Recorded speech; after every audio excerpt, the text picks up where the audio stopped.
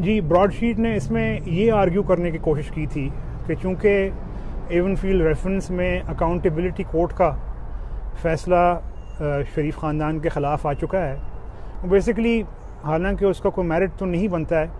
لیکن میاں نواز شریف صاحب کے خلاف جو ہے جو اکاؤنٹیبلٹی کورٹ محمد بشیر صاحب کا فیصلہ تھا، چونکہ وہ فیصلہ ہمارے خلاف آ چکا ہے، اس لیے یہ اپارٹمنٹس گورنمنٹ آف پاکستان کی ملکیت ہیں، یہ براڈ شیٹ نے آرگیو کرنے کی کوشش کی تھی۔ لیکن جب یہ معاملہ یہاں پہ عدالت کے ان کے قریب ہی گیا تو اس کے اندر کوئی دم خم نہیں تھا، ان کو وہ ڈسچارج ہو گیا معاملہ۔ اگر اس میں کوئی دم خم ہوتا اور اس چیز کے اندر کچھ ذرا بھی کوئی قانون شکنی ہوتی جو نا کسی بھی جورسڈکشن کی، تو آج یہی جو اپنا عمران خان صاحب کے ساتھی ہیں، آج یہ گلا پھاڑ پھاڑ کے چلا رہے ہوتے کہ میاں نواز شریف کے خلاف یہ فیصلہ ہو گیا، جو نا شریف خاندان کے خلاف یہ فیصلہ ہو گیا۔ لیکن اللہ تعالیٰ عزت رکھنے والا ہے۔ اس کو میں سازش نہ کہوں تو اور کیا کہوں اس چیز کو، کہ اس میں جب یہ بات آتی ہے پاکستان میں تو کبھی آپ کو جو ہے اقامے کے اوپر کوئی ڈیسیجن ہوتا ہے وہ نظر آتا ہے،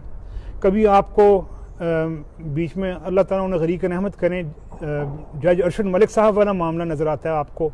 لیکن جب وہ معاملہ کبھی انٹرپول کے پاس جاتا ہے تو وہاں سے ونڈیکیشن ہو جاتی ہے الحمدللہ، کبھی یہاں پہ جو ہے نا عدالتوں میں جاتا ہے تو اللہ تعالیٰ کے فضل و کرم سے وہاں ونڈیکیشن ہو جاتی ہے۔ جب یہ نہیں کوئی معاملہ ہو تو دیکھیے،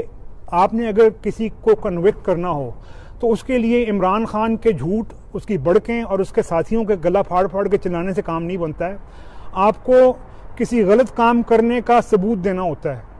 جب وہ ثبوت دینے کی بات آتی ہے تو پھر ہر چیز ختم ہو جاتی ہے، ان کی زبانیں بھی جو ہے نا خاموش ہو جاتی ہیں، جو کہ عام طور پہ یہ الزامات لگانے سے تھکتے نہیں ہیں، یہ بہتان تراشیوں سے تھکتے نہیں ہیں، لیکن جب یہ معاملہ قانون کے اوپر آتا ہے، جب یہ معاملہ ثبوتوں کے اوپر آتا ہے تو ان کے پاس کچھ بھی نہیں بچتا، ان کے غوارے سے ہوا نکل جاتی ہے۔ یہ عدالت میں گئے جس وقت براڈ شیٹ والے، تو آبویسلی وکلاء کا آپس میں